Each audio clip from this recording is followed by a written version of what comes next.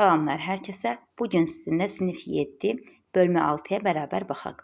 Bunu da qeyd etmək istəyirəm ki, bu tipli testlər kiçik summativ qiymətləndirmə 6-da görmək mümkündür. Ona görə yazdırdıqlarımızı və baxdığımız testlərin qeydlərini aparmağı unutmayın. Fəaliyyət hissədən başlayaq. Fəaliyyət hissədə deyilir: mis məftilin xırdalanması, havadan oksigenin alınması, dəmir məmulatının paslanması hadisələrinin növünü yazın. Dəmir məmulatının paslandığı hansı xarici əlaməti bilmək paslandığını hansı xarici əlamətlə bilmək olar? Baxın, mis məftilin xırdalanması. Mis məftilin xırdalanması xırdalanma dərəcəsinə aiddir. Yəni, məftil olduğu kimi qalırsa, böyüklüyü, kiçikliyi dəyişir. Bu hadisə fiziki hadisəyə aiddir. İkinci, havadan oksigenin alınması. Havadan oksigenin alınması, havadan azotun alınması. Baxın, bunlar fraksiyalı distiliyə aiddir. Biz qarışıqların fiziki üsuluna ayrılmasını bilirik və onların fiziki hadisə olduğunu qeyd edək. Bu da fiziki hadisə, ikincisi də fiziki hadisə olacaq. Üçüncüyə baxaq. Dəmir məmulatının paslanması, paslanma kimyəvi hadisəyə aiddir. Dəmirin paslanmasını isə onun rənginə görə müəyyənləşdirmək olur. Rənginə görə biz baxırıq ki, dəmir paslanıb, paslanmayıb. Qəhvəyi rəngdədirsə, deməli, dəmir paslanmış olur. Deməli, birinci fiziki, fiziki, üçüncü isə kimyəvi hadisə olacaq. İndi başlayaq suallara. Suallarımız dediyim kimi hamısına diqqətlə yanaşaq, çünki bunlar kiçik summativ qiymətləndirmədə ola bilər.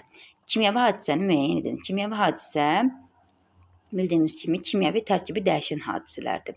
Məsələn, suyun donması fiziki hadisədir. Benzinin yanması kimyəvi hadisədir. Qurğuşunun əriməsi fizikidir. Şüşənin sınması fizikidir. Cavab yalnız ki, C variantı. İkinci suala baxaq. Havadan oksigenin alınması fiziki hadisədir. Bəli. Fiziki üsullarla ayrılmaların hamısı fiziki hadisəyə aiddir. Havadan azot da ola bilərdi burada. O da fiziki hadisəyə aiddir. Su buxarının kondensləşməsi kimyəvidir. Xeyr. Dəmirin paslanması kimyəvidir. Doğrudur. Sudan oksigenin alınması fizikidir. Xeyr. Sudan oksigenin alınması parçalanma reaksiyasıdır. Parçalanır, oksigen əmələ gəlir, bir də hidrogen qazı əmələ gəlir. Baxın, bu ikisi də oksigenin də alınması, hidrogenin də alınması, bunlar kimyəvi hadisəyə aiddir, fiziki deyil. 1-3A variantı olacaq. Üçüncü suala baxaq. Bizə diaqram verilib. Hansı fiziki hadisədir, hansı kimyəvi hadisədir, bir də hər ikisinə aid olanları seçək. Etil spirti yandıqda əvvəlcə buxarlanır, sonra yanır. Baxın, buxarlanma və yanma hadisəsi olduğu üçün burada iki hadisə var.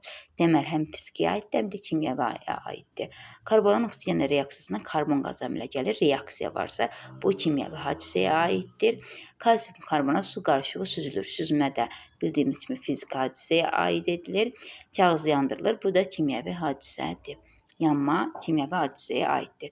Deməli, 1-ə 3, 2-yə 2, 4, 3-ə isə 1 olacaq. Bu da Y variantına aiddir. Hansı hadisələr zaman maddənin tərkibi dəyişir? Maddənin tərkibi dəyişirsə, bu kimyəvi hadisədir. A variantında su bilinmə fizikidir, ərimə fizikidir, donma fizikidir, kristallaşdırma da fizikidir, qaynama fizikidir.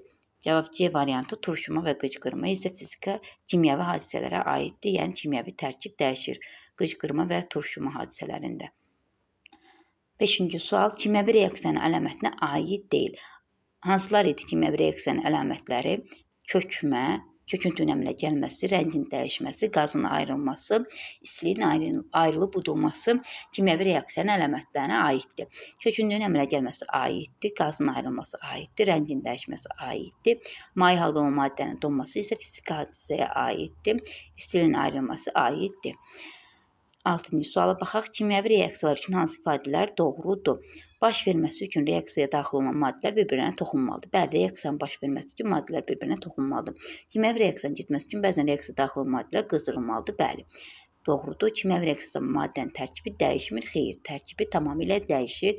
Burada doğru olanlar B variantı 1-2 olacaq. 7-ci suala baxaq. Tərkib dəyişir, tərkib dəyişmir.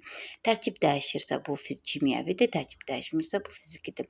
Su buxarlandıqda tərkib dəyişmir. Bu bir iqritə aiddir, yəni fiziki meyvə kürdükdə tərkib dəyişir, bu kimyəvidir. Oduncaq doğrandıqda tərkib dəyişmir. 3-ə aid eləyək. 1-3. Kömür yandıqda isə tərkib dəyişir. Kül əmələ gəlir. 2-4, 1-3. 2-4, 1-3 cavab D variantı olacaq. 8-ci suala baxaq, hansı ifadələr doğrudur? 8-ci sualda eksotermik reaksiyalar istiliyin ayrılması ilə. Bəli, eksotermik reaksiyalarda istilik ayrılır. Doğrudur. Kimyəvi reaksiya zamanı udulan istilik müsbət küynə, xeyr, mənfi küynə işarə olunmalıdır. Çünki ətraf mühitdən ayrıldığı üçün istilik mənfi küynə işarə olunur. İki yanlışdır. İstiliyin udulması ilə gedən reaksiyalar endotermikdir. Bəli, endotermik reaksiyalar cavab 1, 3, cavab C variantı olacaq. Söz təni ilə verilmiş reaksiya üçün hansı ifadələr doğrudur?